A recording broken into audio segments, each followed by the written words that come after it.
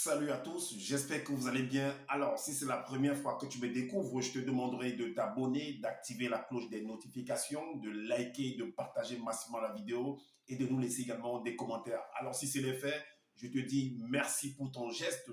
Comme je le dis constamment dans mes partages, que Salomon dit qu'il n'y a rien de nouveau, ce qui a été, c'est ce qui est et c'est ce qui sera encore. Et que le physique est le reflet du non visible. Le Créateur, par son verbe, parle tantôt d'une manière, tantôt d'une autre, et là on y prend point garde.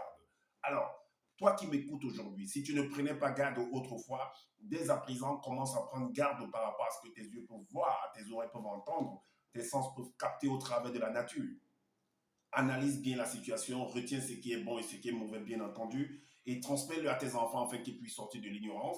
Parce qu'il y a une formule qui dit que l'homme, la femme, l'enfant, l'être, la créature périt faute de connaissance. Donc, il est primordial pour nous de pouvoir fusionner avec le savoir afin d'avoir une meilleure visibilité des choses.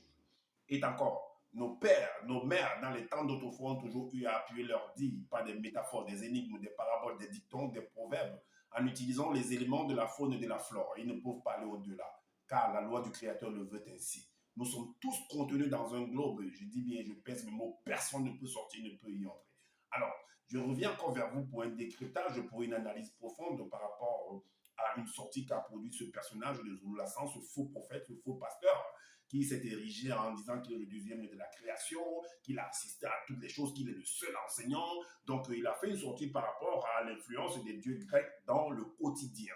Alors, donc, nous allons entrer en fait dans son étude, dans sa vidéo, et nous allons ressortir en fait l'analyse profonde des manquements, de la méconnaissance de l'histoire par rapport à tous ceux qui écoutent ces vidéos, qui n'analysent pas en fait, par rapport à lui-même qui vient faire ces vidéos, et vous allez comprendre que c'est un manipulateur, c'est un bandit de grand chemin, c'est un usurpateur d'identité, c'est un féman, c'est un escroc, il est là pour escroquer en fait les gens, est-ce que vous comprenez? Alors, il est parti en fait déjà avant, il est parti dans le livre de l'Apocalypse. Mais avant d'aller là-bas, pour comprendre le truc, on va aller d'abord par s'il a parlé de l'alphabet. Vous voyez, on va aller étape par étape. On va comprendre en fait qui a créé en fait l'alphabet, qui a créé le langage. Parce que quand on parle de langage, l'alphabet c'est un langage également.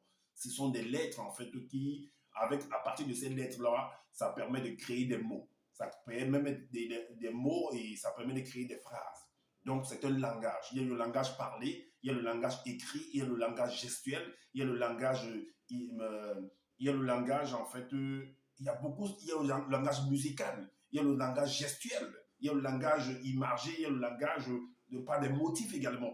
Est-ce que vous comprenez? Il y a beaucoup de styles de langage. Et Zola nous dit, en fait, puisqu'il pointe du doigt, il dit que ceux qui s'accrochent, en fait, qui lisent les Bibles, le Dieu qui est dans la sa tête, que ce soit Yahvé, Jéhovah, que ce soit Adonai, que tous ceux qui se sont accrochés à ça sont dans le faux et que lui, il est dans le vrai.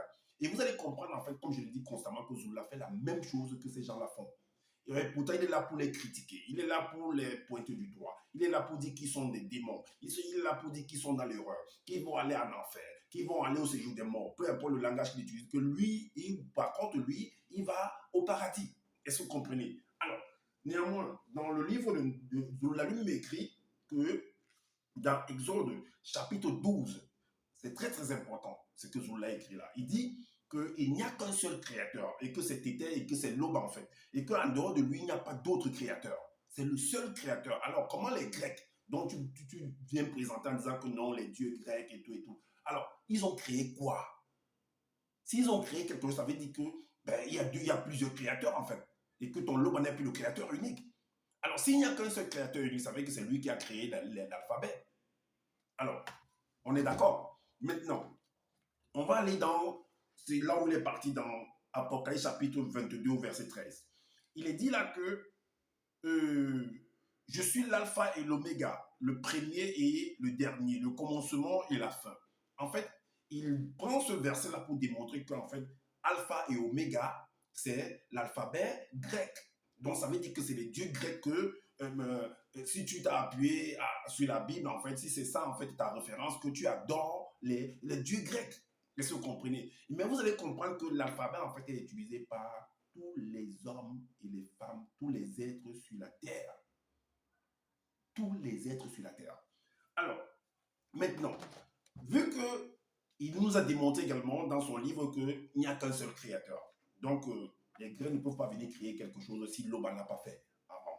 Est-ce que vous comprenez? Alors, dans Origine, chapitre 2, au verset 7, qu'est-ce qu'il est dit? C'est long, mais on va prendre un petit paragraphe pour lire. Il dit là que Motofu, sous la garde de ces entités exceptionnelles, elles lui dévoilèrent le mystère du langage. Donc, on l'a dévoilé en fait le mystère du langage. Mais ce mystère du langage-là, c'est un langage parlé ou c'est un langage écrit. Mais si c'est un langage écrit et parlé, ça veut dire que c'est qu'on parle, on peut l'écrire également. Alors, démontre-nous, viens nous montrer en fait cet alphabet que Moto utilisait pour voir s'il n'y a pas l'alpha et l'oméga, s'il n'y a pas le départ, parce que alpha et oméga signifient le début et la fin. Et l'alphabet, bon, il y a l'alphabet actuel. Généralement, il y a un abus de langage qui fait que on dit l'alphabet français. C'est pas l'alphabet français, c'est l'alphabet tout court. Est-ce que vous comprenez? Parce que c'est pas seulement, c'est pas les Français qui ont créé ça en fait. Est-ce que vous comprenez? Alors, c'est de A et à Z. Du début, le début c'est A et la fin c'est Z. Et avec ces mots-là, avec ces lettres-là, on parvient à former en fait des mots, des phrases. Et c'est le langage en fait. Est-ce que vous comprenez? Tout simplement. Analysez par vous-même. Alors, maintenant, Zola souvent eu à utiliser également le livre dans les Bibles classiques en prenant, par exemple, quand il fait des vidéos par rapport en utilisant les Bibles classiques en prenant le phénomène qui s'est produit par la tour de Babel, à la tour de Babel au chapitre au Genèse 11. Il dit en fait que c'est Dieu qui a créé les mots et les langages. C'est Dieu qui a créé les mots et les langages. Maintenant, dans son livre, dans Origine, chapitre 11, au verset 16. Là, il dit plutôt que, avant au départ, que c'était les animaux et les hommes parlaient une seule langue et que c'était la langue douala, Sawa, le Sawa ancien. Voilà. Et que Moto, en fait, ce qu'on a appris, le langage, c'était le douala, c'est ce qu'il dit. Ça, c'est le langage que lui là-bas. Ok. Maintenant, il dit que les autres langues, les autres trucs n'existaient pas en fait. Donc ça veut dire que si c'était la seule langue, c'est la langue originelle, ça veut dire que le grec n'existait pas. Et tu vas pas me dire que si, puisque c'était le sawa s'écrit comment? Quel alphabet ils utilisent? Montre-nous, on voit. Alors, donc, et l'oméga généralement, c'est des choses qu'on utilise quand par oméga, gamma, alpha, parfois c'est des termes qu'on utilise dans le domaine à l'école également. Est-ce que vous voyez dans le domaine technique, tout ça et tout et tout. Voilà. Donc il dit également que tous ceux qui sont allés à l'école, ou alors qui vont à l'école, qu'ils sont trompés, ils sont influencés par les dieux grecs en fait. Mais j'ai pas l'impression qu'on a pissé dans ton cerveau, là, ça. Mais quand Noé construisait le bateau, selon les Bibles classiques ou bien, je ne sais pas, selon vous, les récits qui sont là, quand il construisait le bateau, quelles sont les formules qu'il utilisait? Montre-nous les formules là qu'il utilisait. On va voir et on va comparer, on va analyser. Montre-nous les formules qu'il a utilisées pour pouvoir fabriquer le bateau. C'est-à-dire que tu viens t'asseoir, tu viens raconter des bêtises. En tout cas, c'est ceux qui ne sont pas allés à l'école, ou alors ceux qui n'ont pas le temps de lire, d'analyser vraiment tes propos là, qui vont accepter des bêtises là. Alors, lisons néanmoins ce qu'il a écrit au verset 16 dans Origine chapitre 11. Il dit, de la langue Sawa, Douala ancien, qui est la langue originelle, l'entité extirpa un fragment de son essence afin de manifester de nouvelles langues. Donc, c'est là où, si on analyse, ça veut dire que c'est là où le grec est apparu. C'est là où le grec est apparu. Donc, il n'y avait pas le grec. Ok. Maintenant, dans Exode chapitre 12, comme on a dit, il a dit que, bon, donc ça veut dire que tous ceux qui, si on accepte que son loba, c'est du n'importe quoi également, ben ça veut dire que nous sommes influencés. Alors ceux qui t'écoutent, t'acceptent, sont influencés également par loba. Parce que j'ai démontré que c'est un faux Dieu en fait également. Alors, vous allez comprendre que loba a créé également tout ce que Dieu a jamais, tout ce que Loba a créé. Disons, admettons que c'est le créateur Loba. Tout ce que Loba a créé en fait sont des dieux. Parce qu'il est dit dans Psaume 82 au verset 6, j'avais dit, vous êtes des dieux. J'ai fait un enseignement également, une vidéo par rapport au Christ. Qu'est-ce qu'un Christ? J'ai dit que toute la création est un Christ. Toi qui m'écoutes, tu es un Christ. Parce que Christ veut dire oint. Est-ce que vous comprenez? Christ veut dire oint. Et quand ton enfant vient au monde, tu le baptises, tu le oint. paroles même, pas des gestes. Alors, les plantes sont des dieux également et des déesses, féminin, masculin. Est-ce que vous comprenez?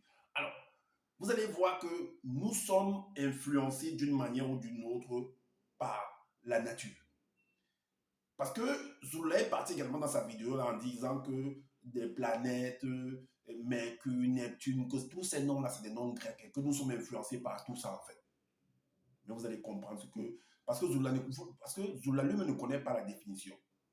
Et peut-être ceux qui l'écoutent ne savent pas. Mais je vous dis, parce que planète, parce que pour comprendre la véritable définition d'un mot, il faut voir l'action de ce mot-là.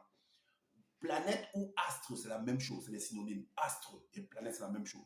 Et un astre ou une planète, c'est un corps qui a la capacité de générer de l'énergie et d'accumuler de l'énergie. Donc toi qui m'écoutes, tu es une planète, tu es un astre. Est-ce que vous comprenez? Alors, je dis bien, une planète est un corps qui a la capacité d'accumuler de l'énergie et de générer également de l'énergie. C'est un peu comme une ampoule. Une ampoule accumule de l'énergie et génère de l'énergie également. Voilà pourquoi il avait dit que la lumière soit et la lumière fut. Alors, donc, il est parti, il a dit, bon, on va l'écouter la vidéo, on va écouter néanmoins, on va voir ce qu'il y a. Donc, on va l'écouter. Écoutons. Ici, c'était ce qu'on appelait l'introduction. Maintenant, on va entrer dans le cœur même du message. Accrochez-vous, vous allez apprendre beaucoup de choses. Premièrement, l'enseignement va se baser sur deux phases. La première phase consiste à démontrer que ce qu'on appelle les scientifiques, les archéologues, ou pas seulement les archéologues, les astronomes, ainsi de suite, sont sous l'influence de ces dieux grecs. Et tout ce qu'on vous a appris à l'école, y compris sur l'existence des planètes, vous comprenez que tout ça là sont inspirés par des faux dieux grecs. Premièrement, la phase 1 consiste à démontrer que... Vous avez entendu. Vous avez entendu, on va encore l'écouter. Écoutons-le.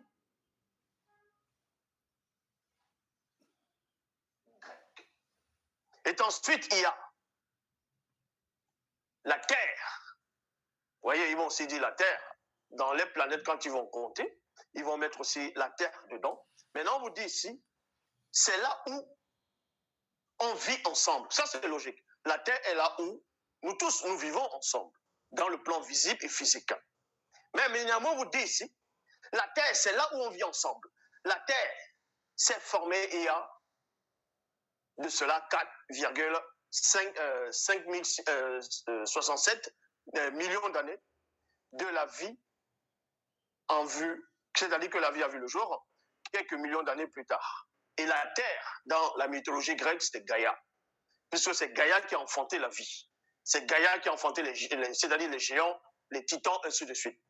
C'est Gaïa, comme je dis, qui a enfanté la vie sur la Terre. C'est pour ça qu'on va... Gaïa, c'est-à-dire le mot même terre, vous voyez, qu'on va essayer, mais vous savez que le vrai nom de la terre, ce n'est pas terre, c'est Wassé, qui n'a rien à voir avec la mythologie grecque. Wow. Et ensuite, il y a la planète Mars. Eux, ils vont dire la planète Mars. Ok. Je voulais que vous puissiez écouter, en fait, ses propos par rapport à la Terre. En fait, ce monsieur, en fait, il dit que les astrologues, les physiciens, tous ces scientifiques-là, en fait, il veut montrer qu'ils ne savent rien, en fait. Mais les infos qu'il est en train de lire, là, en fait, il est parti les récupérer dans Google, dans les moteurs de recherche. Et quelles sont ces personnes qui ont écrit ça? C'est les scientifiques. Mais c'est ce qu'il est en train de prendre, en fait, pour lire. Mais lui-même, il n'est jamais allé faire des propres recherches sur le terrain. Il n'est pas allé dans l'espace, il n'est pas allé, je ne sais pas où, pour faire des recherches, afin de nous ramener en fait des éléments concrets, palpables de lui-même. Ça, c'est des choses que les autres ont travaillé. Ça, c'est le travail des autres qu'il est en train de prendre pour lire. En fait, de faire croire que lui, il connaît, en fait. C'est incroyable quand même. Alors, il a parlé de la Terre. Il a parlé des planètes, que voilà, des planètes et tout et tout.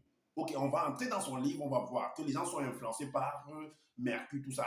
Il a prononcé la Terre. Là, il a été d'accord avec les scientifiques. Que oui, la Terre, mais il dit plutôt que non, le nom de la Terre, c'est pas la Terre, c'est plutôt Ouassé. Ça, sa langue, voilà. il dit que c'est la Terre. Ok. Vous avez écouté. Comme j'ai donné la définition, en fait, ce qui veut dire planète, en fait, ou astre, c'est la même chose.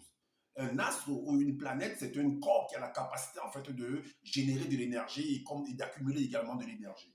Alors, on va aller dans le livre de ce monsieur de Zoula, ce bandit-là, ce manipulateur, dans Origine chapitre 1 au verset 2. 1, 2. Qu'est-ce qu'il est dit? Il est dit que, alors, ici, on ne va pas tout lire, on va prendre ce qui est censé en fait. Massima fois, c'est dans la planète Terre était une masse d'eau fluide primordiale sans vie physique, était suspendue dans l'immensité de l'invisible. Alors, vous savez qu'à un moment donné, on a dit que, voilà, que la lumière soit et la lumière fut.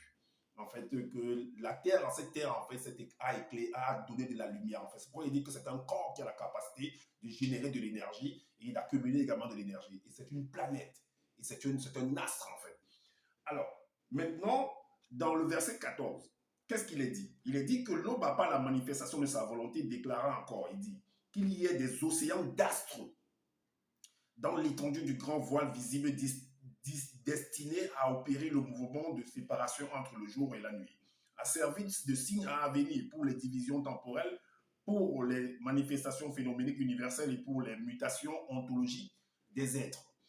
Le verset 15 nous dit, et ils seront ces centres d'océans, d'astres comme des foyers sensibles chargés de faire éclater la lumière intelligible sur la terre, et cela se passa ainsi.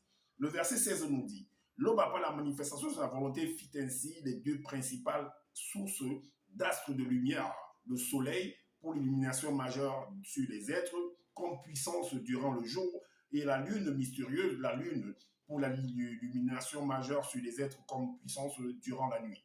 Alors, donc, il dit que, qu'est-ce qu'il dit? Et des temps futurs, et façonnant les galaxies étincelantes. Et il y avait déterminé aussi l'existence des facultés virtuelles de l'univers, c'est-à-dire les étoiles. Alors, le psaume 82, comme je vous ai dit, le psaume 82 verset 6 dit, j'avais dit, vous êtes des dieux. Ça veut dire que tout ce qui est écrit là, ce sont des dieux en fait. Est-ce que vous comprenez? Dans 1 Corinthiens 11, 14, il est dit, la nature elle-même ne vous enseigne-t-elle pas? Allez lire. La nature. Et ça veut dire quoi, la nature ne vous enseigne-t-elle pas? Ça veut dire qu'il y a une interaction entre la nature, parce que nous-mêmes, nous venons de la nature.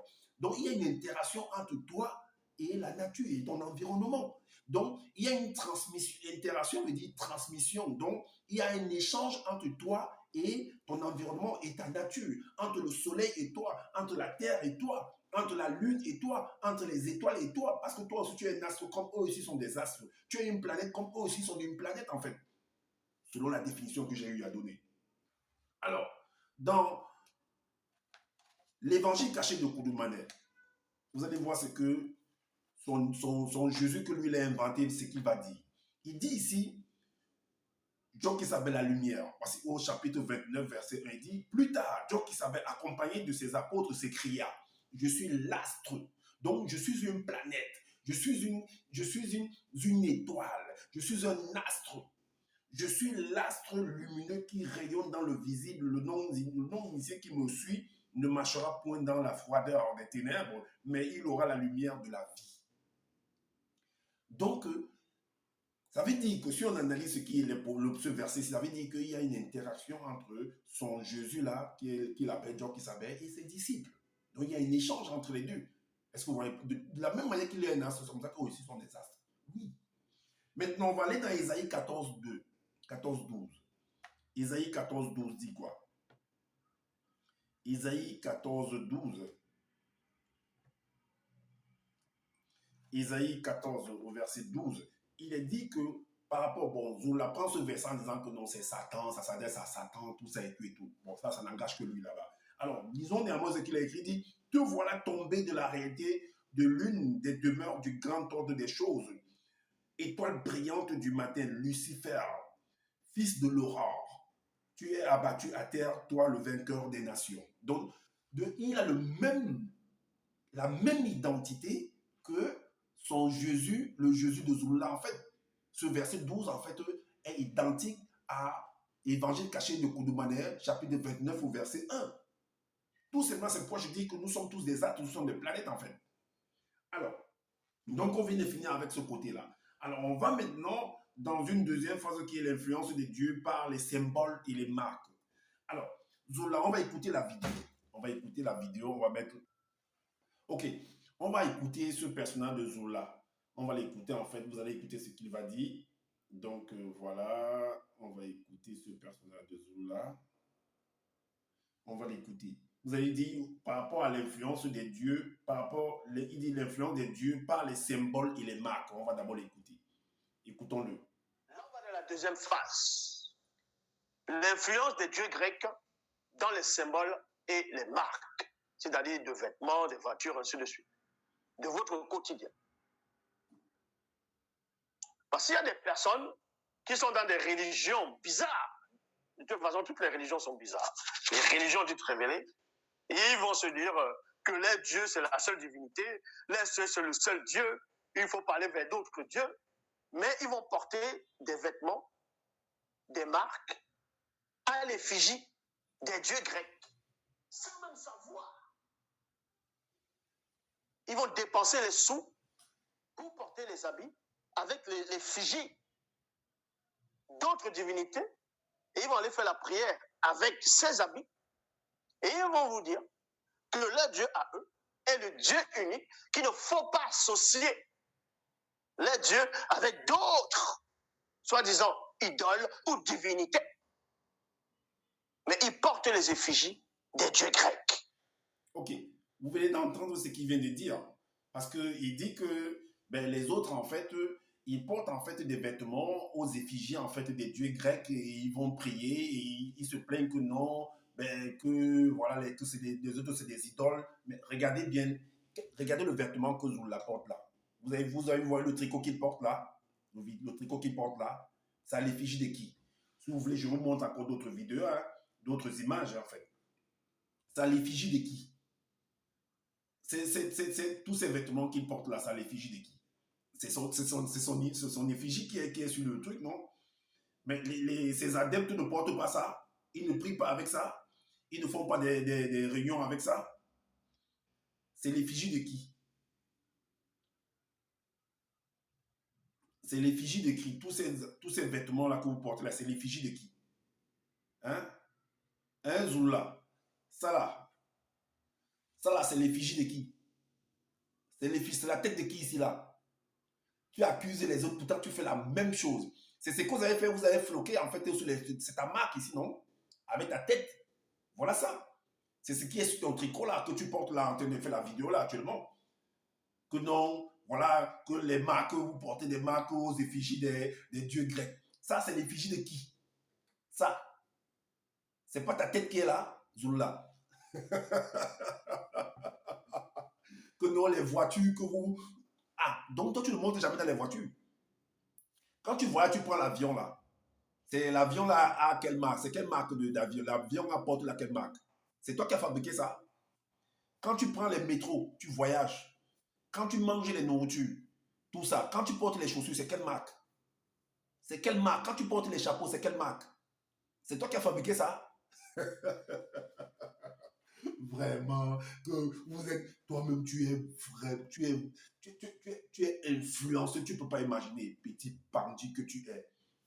Tu n'as encore rien vu. Tu es là, tu viens tromper les gens. Donc voilà donc ce monsieur-là qui a floqué des tricots, il a mis son effigie et il vend en fait aux adeptes. Et il vient accuser. Donc on doit abandonner, c'est pour toi. Vous voyez que c'est le marketing, vous voyez un peu que c'est le commerce. Ça veut dire qu'il est en train de calomnier les autres pour qu'on puisse acheter pour lui. Tout simplement en fait, c'est le marketing en fait. C'est ce qu'il est en train de faire. Alors, il a dit même dans son Exode chapitre 12 au verset 57 qu'il n'y a qu'un seul créateur et que c'est Loba en fait. Alors, et voilà ce que son Loba va faire au chapitre 13. Parce qu'il parle des idoles, tout ça, des marques et tout et tout. Vous allez comprendre également qu'il a parlé des marques de Versace, il a parlé de beaucoup de marques également. Parce que Versace, en fait, quand vous regardez la marque Versace, c'est la gorgone, en fait, c'est la méduse. Avec la femme, avec la démon, bon, lui, c'est une femme avec la tête de serpent, en fait, les cheveux de serpent. Et je vous dis, allez vérifier dans toutes les cultures, dans toutes les tribus, dans toutes les cultures, il y a ce masque-là. Il y a en fait cette mythologie est expliquée même dans la mythologie africaine. Ce n'est pas seulement les Grecs, c'est dans toutes les mythologies en fait. Africaines, asiatiques, européennes, on parle de la même chose. Allez vérifier. C'est parce que vous ne vérifiez pas que Zola va venir raconter, il va aller lire, bien raconter des bêtises en fait. Ça existe partout, c'est pas seulement chez les Grecs. Même chez les Douala, on parle d'une femme, d'une divinité avec les cheveux de serpent. Chez les Douala, on parle de ça. Dans la mythologie Douala, on fait allusion à une femme, à une divinité qui avait les cheveux de serpent. Mais c'est des choses qu'ils inventent comme ça en fait. Alors, le chapitre 13, tu parles des symboles, tout ça et tout, que les gens vont aller adorer, ils vont des idoles, tout ça. Mais qu'est-ce que tu dis à Exode chapitre 13? Exode chapitre 13, au verset 1 à 3. Qu'est-ce que dit? On dit par rapport à l'arche de l'alliance, c'est une marque en fait. C'est une marque, bien sûr. C'est une idole, c'est un symbole. Il dit ici, l'entité de Loba dit à Moïse, les entités ajoutaient et dirent, tu fabriqueras une arche en bois d'arbre de baobab, d'une haute technologie, tu mesureras 125 cm de long, 75 cm de large et 75 cm de haut. Tu le couvriras d'or pur, à l'intérieur comme à l'extérieur, et tu appliqueras tout autour une bordure d'or. Est-ce que vous comprenez?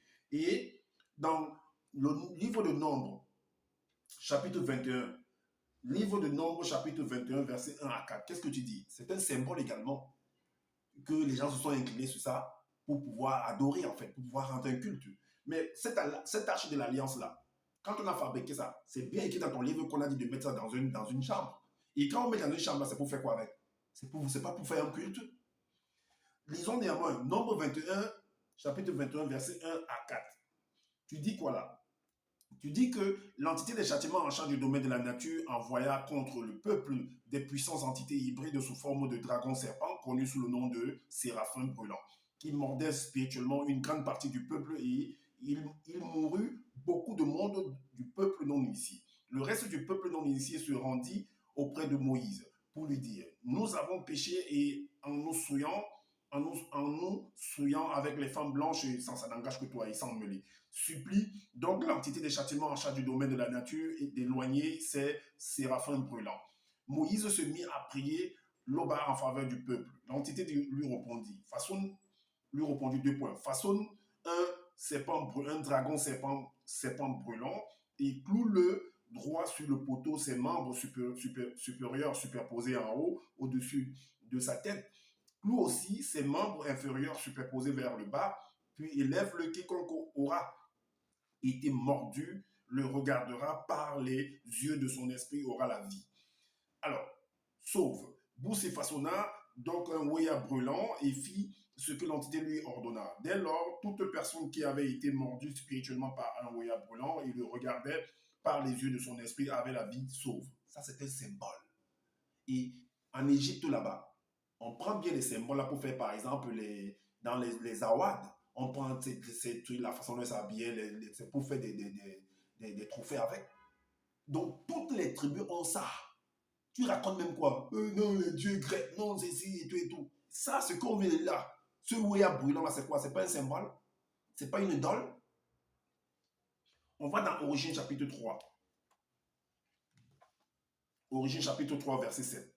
Il est dit, et soudain, les yeux de leur esprit s'ouvrirent également du côté de la dimension occulte. Ils connurent qu'ils n'étaient plus vêtus de leurs vêtements de lumière propre et furent ainsi révélés dans leur obscur principe.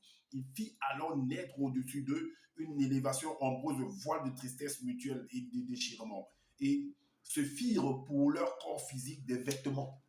Et les vêtements, c'était quoi? On va voir. Pour cela, ils cousirent ensemble des pagnes. C'est pas une marque, c'est pas une griffe de pagne. C'est utilisé par qui? En gros, de manière. Quand on parle des pagnes, on parle surtout de l'Afrique. Mais ça ne veut pas dire qu'il n'y a pas de pagnes dans d'autres communautés. Il y a des pagnes, puisque pour pouvoir faire un tissu, il faut un pagne en fait. Pour pouvoir coudre un vêtement, il faut un pagne. c'est un tissu. À partir de ce tissu-là qu'on fabrique des vêtements. Même ça, c'est à partir d'un tissu, d'un pain qu'on fabrique le vêtement. Mais sauf qu'en Afrique, on appelle pain. Et c'est une marque. Est-ce que tu comprends? Et ça, c'est donné par qui? Alors, les Africains qui sont toujours adulés, qui s'accrochent, qui collent, qui se collent, qui, un peu comme ça, le pain, partout, ils partent le pain, le pain. Mais c'est quoi? Ça représente quoi pour toi? C'est aussi les dieux grecs là-bas. Alors, donc, voilà ce que j'avais à vous présenter en fait.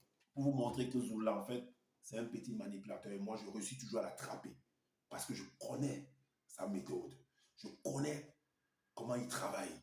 Voilà pourquoi je peux l'attraper afin de lui montrer qu'il est pareil que toutes ces personnes-là. Ce n'est qu'un comédien. C'est quelqu'un qui a lu, il a trop regardé des films parce qu'il connaît tous les Grecs, tout ça. Il regarde trop les films, les dessins animés. Est-ce que voilà pourquoi il peut vous parler de ça, Gaïa, Poséidon, Neptune, tout ça, et tout, parle, tous ces trucs qu'il prend, il prononce à ces choses, il regarde trop de films. Est-ce que vous voyez? Alors, comme je dis toujours, que je n'ai pas la science infuse. Si vous trouvez qu'il y a des manquements par rapport à ce que je viens de dire, dites-le en commentaire, sinon on fait des vidéos pour pouvoir éclairer les uns et les autres. Et alors, abonnez-vous à ma chaîne, activez la cloche des notifications pour être averti des prochaines vidéos.